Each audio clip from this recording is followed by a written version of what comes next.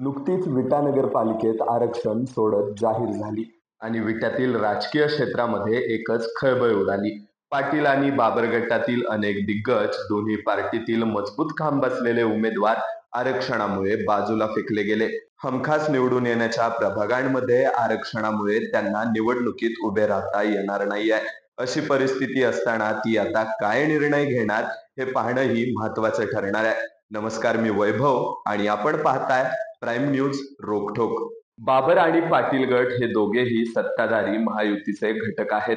बाबर गटाचे सर्वेसर्वा उपमुख्यमंत्री आणि माजी मुख्यमंत्री एकनाथ शिंदे हे आहेत, तर पाटील गटाचे सर्वेसर्वा हे महाराष्ट्राचे मुख्यमंत्री देवेंद्र फडणवीस हे आहेत.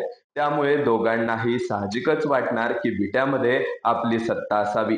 दोघेही यासाठी ताकदीने प्रयत्न करणार आणि त्यामुळेच तापलेल्या वातावरणात ही निवडणूक अधिक चुरशीची होणार हे मात्र तिबार सत्य आहे.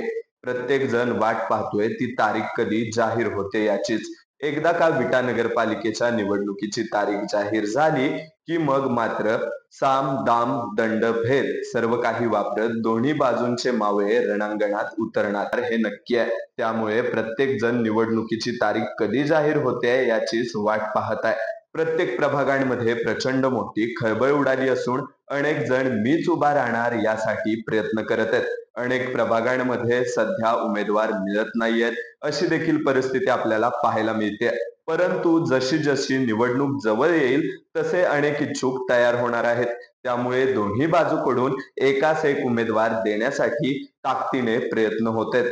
गेल्या काही दशकांपासून नगरपालिकेचा ताबा हा पाटील गटाच्या हाती राहिलाय. त्यांच्या संघटनेची शिस्त, मतदारांवरील पकड आणि प्रशासनातील अनुभव या तीन गोष्टींमुळे त्यांना सत्ता टिकवून ठेवण्यात यश आलंय. मात्र यावेळी समीकरण काही वेगळी आहेत.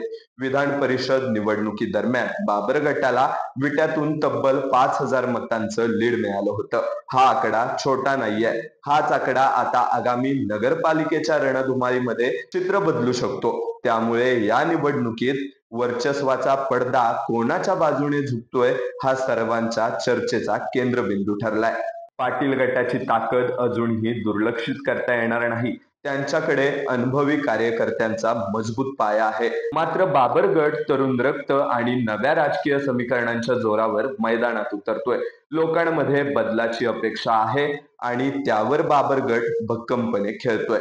परंतु राजकारणाची हवा कोणत्या दिशेने वाहते आहे हे सध्या सांगणं कठीण आहे. पण एवढं नक्की की यावेळची निवडणूक एकतर्फी राहणार नाही. दोन्ही गटामधील सामना तुपाणी होईल. प्रत्येक वॉर्डमध्ये गणित पुन्हा आखली जातील. राजकीय रस्सीखेच, तडजोडी, बंडखोर उमेदवार आणि स्थानिक समीकरणं यामुळे या निवडणुकीत विटा पुन्हा एकदा महाराष्ट्राच्या राजकारणाच्या नकाशावर झळकणार एवढं मात्र नक्की. याबद्दल तुम्हाला काय वाटतंय ते आजच प्राईम न्यूजच्या कमेंट बॉक्स मध्ये लिहा आणि प्राईम न्यूज विटा या चॅनेलला जास्तीत जास्त सबस्क्राईब देखील करा. धन्यवाद.